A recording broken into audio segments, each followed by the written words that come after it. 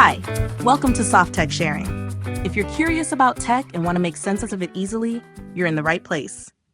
Today, we're breaking down a topic that might seem complex at first, but is super important for anyone working in tech: authentication protocols. These protocols make sure the right people get access to the right resources. We'll cover 4 key ones: SAML, OAuth, OpenID, and Radius, and I'll explain them in the simplest way possible. Whether you're a beginner, a business analyst, or a budding developer, this video will help you understand the basics. Let's get started.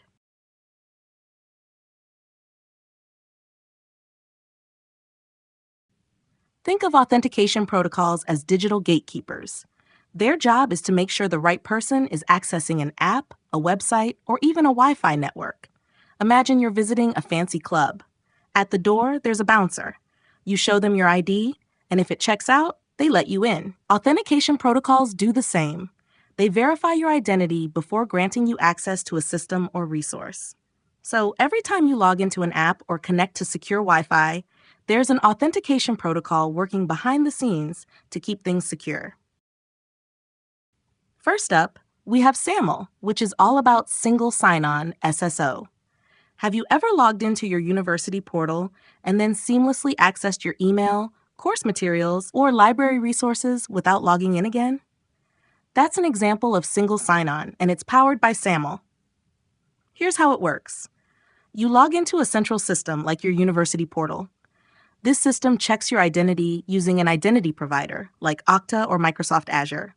Once verified, it sends a digital pass, called a token, to other apps saying, hey, this user is trusted. Why is this important? For users, it means no need to remember multiple passwords. For organizations, it's secure and makes workflows smoother. So whether you're a student, a business analyst, or a developer, SAML is a foundational protocol that makes authentication easier and more secure in many systems. Next is OAuth, short for Open Authorization. OAuth is all about permissions. For example, when you connect a fitness app to your Google Calendar, OAuth ensures the app only gets access to the data you approve without needing your password. Here's what happens. The app asks for permission, like, can I access your calendar? You approve, and Google sends the app a digital access token. The app uses the token to perform only what you allowed, like viewing your calendar without accessing your account directly. Think of OAuth as handing someone a key that opens just one drawer in your house, not the whole house. But here's the key difference. OAuth doesn't verify who you are. It just manages permissions. That's where OpenID Connect comes in. OpenID Connect builds on OAuth but focuses on answering the question, who are you? Here's an analogy. OAuth is like giving someone a key to one drawer, while OpenID Connect is like showing your ID to prove you live in the house. For example, when you log into an app using your Google account, OpenID Connect handles 2 things. It verifies your identity, saying, yes, this is you, and provides basic user info like your name or email. So while OAuth is about permissions, OpenID Connect is about authentication. They work together to make logins smooth and secure.